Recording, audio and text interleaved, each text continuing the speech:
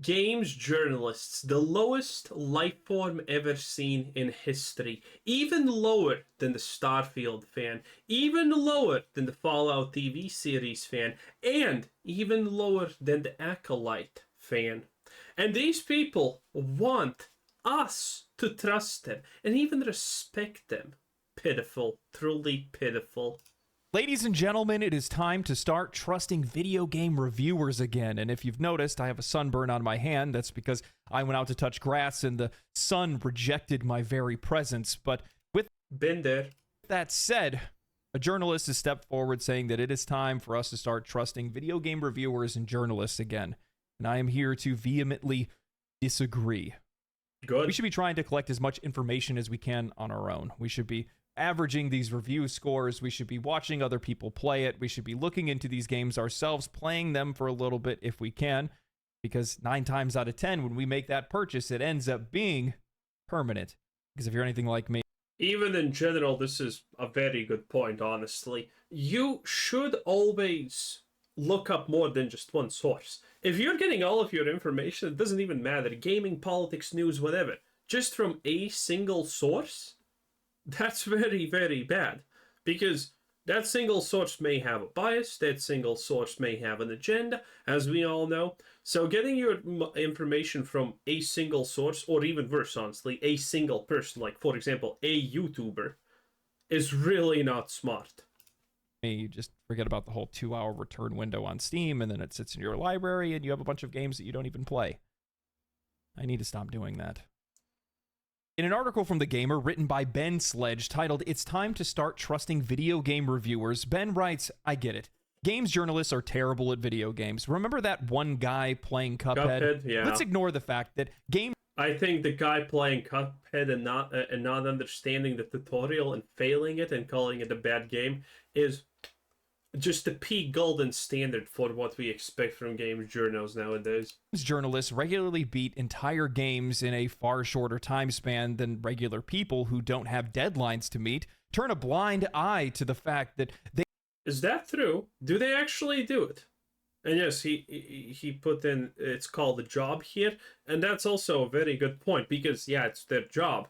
If they beat the game faster than the average person, that's because they just play constantly.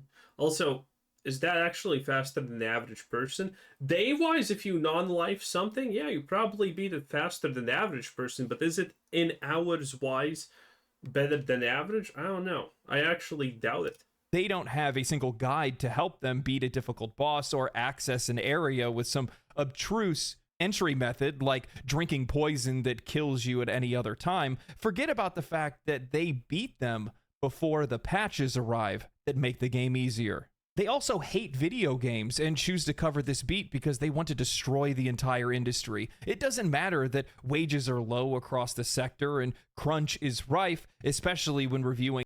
That's just called being an activist. An activist literally does not care that their salary is not the top 10%. It's not the 1%. It's not even the 50%. Activists don't care about this stuff. And that's a big problem.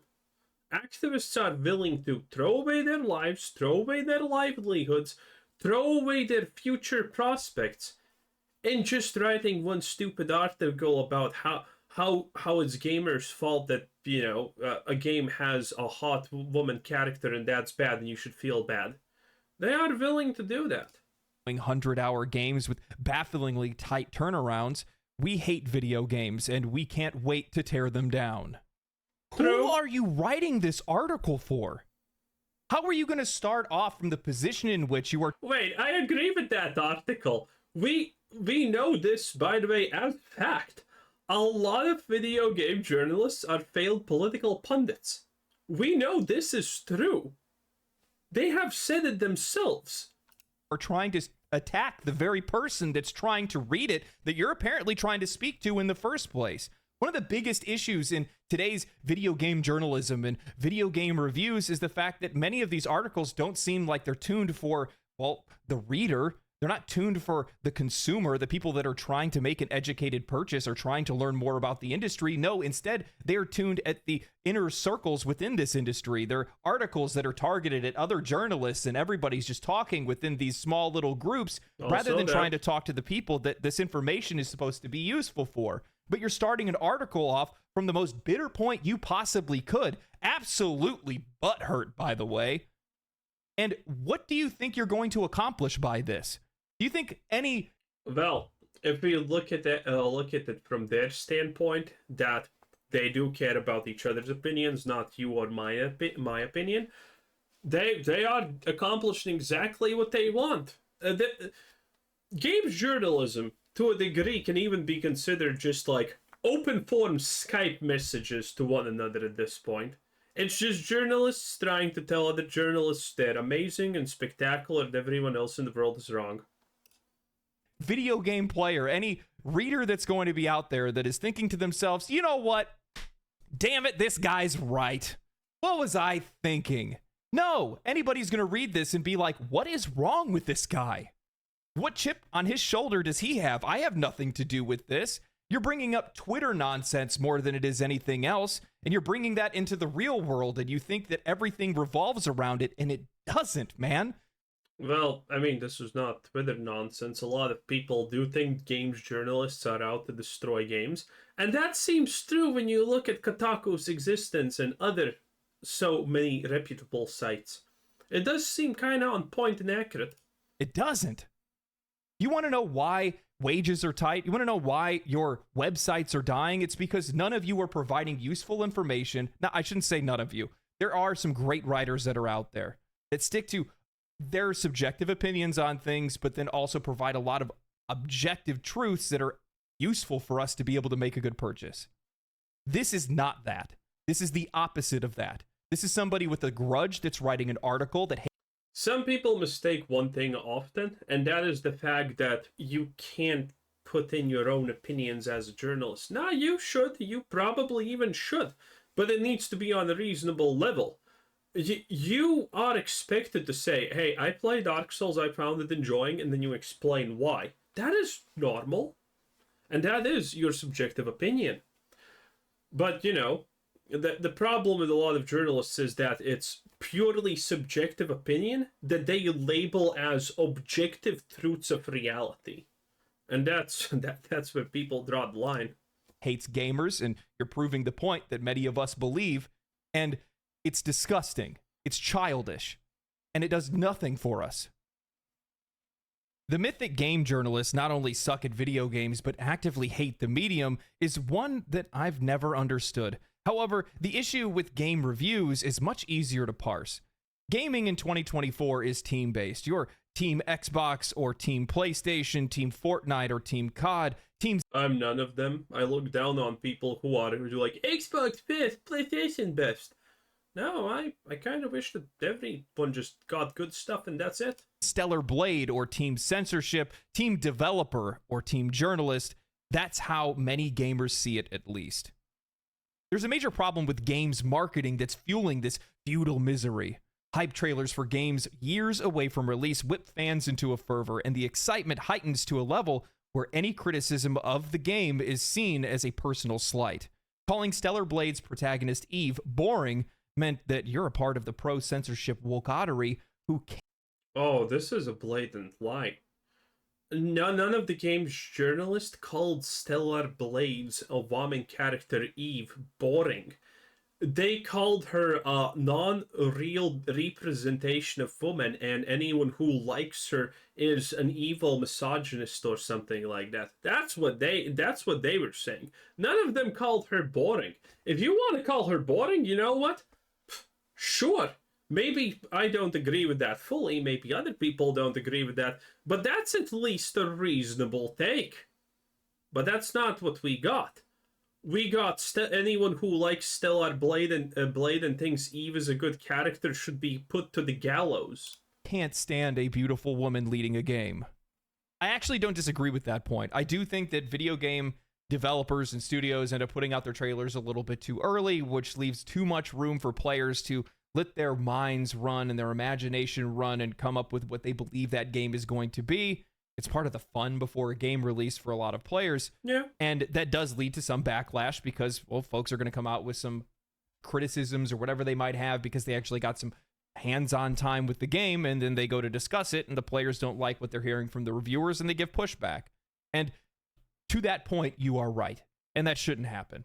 But also at the exact same time, what I feel like you're ignoring is the reason why that mistrust is there, and the reason why players believe that games journalists and games reviewers don't have their best intentions in mind, and that's because they often history. It's called history. Bring in their own personal biases, their own personal beliefs and ideologies into reviewing a game rather than just reviewing a game for what it is and trying to give useful information to the players. And I have a great example of that, and I'm going to show it to you right now. Back in early June, an article from Forbes was written that was titled "Dragon Age: The Veilguard Puts an End to Tactical Combat Once and for All." Eric Kane was the writer of this. Now, what's interesting is that when you read the title of this, you would think he's going to be talking about, well, how they're ending tactical combat and how that's going to be a massive impact on the game, its audience. Yeah, you would typically assume that. And who's going to buy it and all of those things. However, as you're reading through it, you find a paragraph that says, customization allows for players to choose their pronouns, he, him, she, her, they, them, and a mix and match of female and male voice. Yeah, this is why Veilguard isn't going to be a Vogue disaster. Same with Indiana Jones. Man, same with a lot of things. This is with female and male bodies, effectively modernizing gender selection in ways other games like Cyberpunk 2077 already have. This is sure to be controversial, but at a certain point, we need to stop bickering over every little thing. You can... It's the dumbest argument again. The problem is that this argument is on the level of a third grader, almost. If you're gonna run the stupidest defense in humanity, known as the old but gold, well, it's just such a little thing. Why do you even care about it? It's not a big deal. If it's not a big deal, why does it need to be done in the first place? If you're gonna tell me it's not a big deal and I shouldn't care about it, then I'm gonna tell you that, well, if it's not a big deal, then it shouldn't be implemented in the first place. There you go. There you go. That's the counter argument. It's the fact that these games journalists are also this stupid. I don't think there is anyone at the age of 20 at this point who doesn't know the instant counter argument towards, oh, it's not a big deal, why do you have to worry about it? And we can go deeper on that. Just choose he, him, or she, her, and the appropriate voice if the trans stuff isn't for you, after all. And my question to that is, what value does that give to the reader when they came specifically for the headline that was supposed to be... What value does that even give to the game? Arguably also. Talking about the action combat and the changes and the getting rid of tactical combat. Well, none of those things are necessary talking points. Well, obviously you can't have tactics when your party is literally a bunch of they-dems. You're probably juggling a bunch of small things in their lives, so your party doesn't just decide to call it quits forever at one point because of the they-them stuff. Points. Baldur's Gate 3 had them, and it wasn't a problem for the players. Nobody talked about it. Want to know why? Because it was a fantastic game, and nobody cares about anything that apparently all these journalists believe everybody's up in arms over. Nobody cares. I mean, people did care about it being in Baldur's Gate also, but it was just such an incredibly small thing that it is not hard to believe that in Baldur's Gate it was put in for specifically the fact that, hey, we just want to give people all the options in the world. That's not a hard sell, at least for me. Cares about this stuff. They only care about it when it's taking away value from the rest of the game, when it ends up being a shield of inclusivity that they're throwing up because the rest of the game that's behind them is absolute garbage. That's what the biggest problem is. It's not going to be controversial because it's there. It'll be controversial because Dragon Age Veilguard is likely going to be shit. Nah, I don't want it there in the first place. The Gamer article continues with, Team Elden Ring got mad last week when a couple of reviews said that it was too difficult. Accusations flew across the Twitter sphere. The critics behind said reviews were told in no uncertain terms to get good. and suffered far worse attacks as misogynistic as it was vitriolic. Ooh. Cuphead has been brought up again. Fast forward a week and players are leveling the very same accusations at the FromSoft DLC. Countless mods have added easy modes to the game, one called Journalist Mode, despite the fact that journos beat the game without needing it. Wait. Didn't they themselves say the journos couldn't beat the game because you'd be hard? Players feel bosses are unfair. They believe the systems are too obtruse, and they refuse to engage with some of the game's core mechanics due to believing that they are a cheater's way out. I wonder if any of them have apologized to the reviewers who pointed out these very issues. It's not just an Elden Ring problem. When Kali Plaga reviewed Cyberpunk 2077 for GameSpot, she was hounded by thousands of players for pointing out the game's negatives. She didn't like the edgy aesthetics that played no meaningful part in the gameplay, so she was labeled a prude. She pointed out I have no idea what can someone even call edgy aesthetics in Cyberpunk. It's supposed to be a dystopia. It's supposed to be a bad place. It's supposed to be that. If Cyberpunk wasn't filled with edgy aesthetics, it would arguably not be even Cyberpunk. That's the point of it. Obviously, people are gonna call a person dumb for saying that. I don't even know the full argument, nor I need to know the full argument just to figure out that most likely I'm gonna support people calling her that because it's Cyberpunk. A literal part of it is edginess. You can't take it away. Offensive depictions of minorities, so she was an SJW. She called out What do you mean offensive? Yeah, that sounds like an SJW. Yeah, it does. Technical issues, obvious even on PC, so she suffered a barrage of hatred. Plaga was at the receiving end of a whirlwind of attacks from gamers excited for CD Projekt Red's new title. 8 years in the making, their excitement as well as the marketing campaign blinded them from seeing fair criticism as exactly that, fair. 2/3 of that criticism did not sound fair to me. Don't know about you. I don't know her, but I imagine Plaga was excited to play the game too. Games journalists and critics like games, and yet her 7 out of 10 sparked days of collective outrage. However, when the game released, fans saw the truth for themselves. Just days after Plaga's review was published, a post appeared on the Cyberpunk subreddit titled, "Everyone talked shit about her, but I'm starting to agree with Kali Plaga." On the whole, the review was more positive than the sentiment on the subreddit.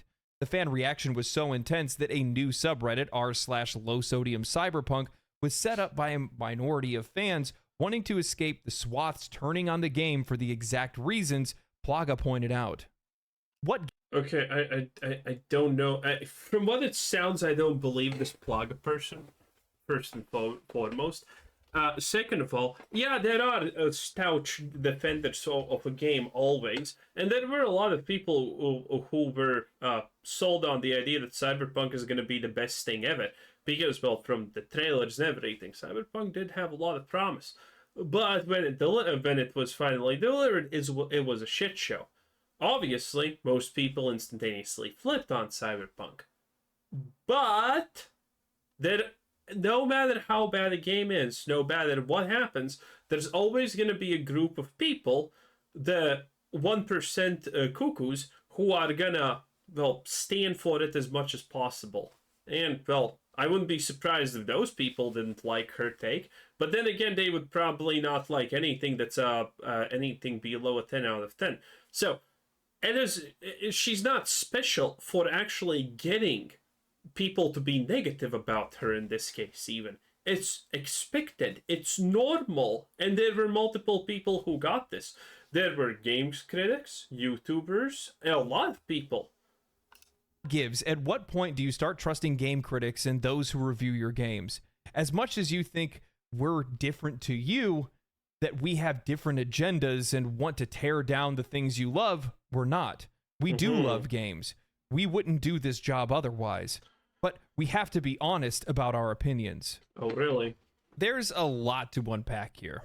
When we're talking about the Elden Ring DLC, sure, you can take the shot, but at the exact same time, realize that the vast majority of people that you're talking to Again, referring to the Twitter sphere. You're not talking about the everyday user, the everyday reader, the people that are using these scores to be able to make purchases and make them wisely. And that's where the core issue of this lies, is the fact that these folks are so focused on these people, these trolls, more than anything else, that they lose sight of what really matters and the value that they provide to the customer. Because at the end of the day, that's exactly what readers are. They are your customers. That's the reason why. Now, to be fair, I will say one thing in kind of defense of games journalism, kind of. The reality is the people who interact with them are truly mostly trolls. People who just want to call something stupid, sometimes for no reason even. And that kind of gets to them, probably. That does, because there's always trolls who want to do this and that, troll, blah, blah, blah, all of that garbage, because they have nothing to do better. And that is probably typically the only interaction a games journalist has in their lives, because what does a normal person do when they finish reading an article, if they're reading an article? What do? Well, you probably do nothing. You just move on. The average person doesn't even interact with the game's journalism. Why we've been driven away for so well, after reading it, I mean. long. The reason why nobody's interested in it, part of it has to do with the fact that media has just changed in general. People don't really want to read articles anymore. Most people would rather watch somebody on YouTube or a TikTok or watch a streamer play it on Twitch or something like that. But beyond that, pointing out Cyberpunk 2077 and Elden Ring and saying that, hey, look at these 2 times where you guys were wrong and we were right, doesn't really just wash over everything and make it a clean slate, now does it? And one of the things that they just kind of gloss over on this is that they bring up how Kali had brought up how they didn't like the edgy aesthetics and they didn't like the way that minorities were depicted in the game. However, that has nothing to do with what players were actually agreeing with when it came to her article. It was the technical issues that she brought up that players were talking about that said, yeah, actually, she's right about. Yes, as I said, 2 out of 3 things seem unagreeable just from the depiction of them. I don't even need to read it instantaneously. You know, I'm probably going to be against her. But on that one thing, yeah, I agree. Most people probably agreed about this, and that the world really didn't feel all that alive at the time, which it didn't. The game released with a ton of issues, and it definitely was something where players were blinded by the game's marketing and the hype leading up to it. Yep. However, at the exact same time, they're yet again there's a difference between personal opinions and bleeding in your own ideologies when it comes to viewing a product or when it comes to reviewing that product and trying to deliver something serviceable to an audience. And I think that that's really important. You have to really realize and recognize who your audience is in the first place and what they are going to find valuable, and try to make the most valuable review, the most valuable criticisms, the most valuable articles that you possibly can. Otherwise, it's not interesting, it's not entertaining, and it's not useful for the user. And that's the biggest problem. That's the biggest root of all evil when it comes to this. Especially when they say, what gives? When are you going to start trusting critics and people that review your games? Never. I will never trust somebody else and go by their word, and that's what leads me to be able to make a purchasing decision. Nor should it for anybody else. Just the same as we should never believe the ads or the trailers that we watch either. Yeah, by the way, this is why I actually love you, my audience, because I am positive and negative about different stuff, and people disagree with that. People think, well, maybe there's more something to this, maybe there's less something to this. For example, about Avowed, I am very hopeful about Avowed because I have not seen the trademark garbage that, you expect to see from a failure before it even launches. I haven't seen that.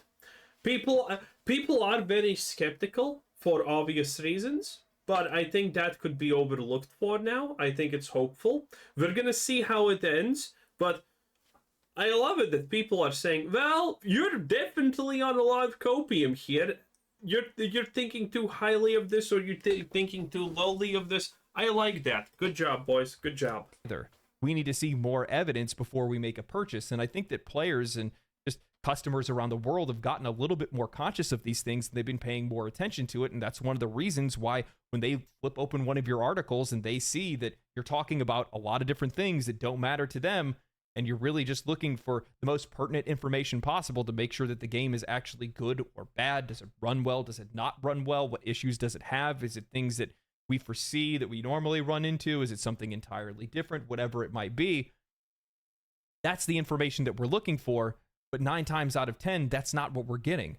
Just recently, I talked about an article that came out where somebody was talking about how there was a sexist nature around the new Black Myth Wukong game, completely misrepresenting tweets and interviews and conversations with the developers, and then another group of oh no, I care so much. Journalists back them up and say, yeah, true, even though it was actually proven that they were mistranslations in the first place, that the conversations were misrepresented, but people still run with it. Yeah, and I honestly don't give a shit, not gonna lie. There was no apology, there was no turnaround, yet we're supposed to just trust blindly game critics and reviewers because there was a couple times that they were right and we were wrong. That's not how this works.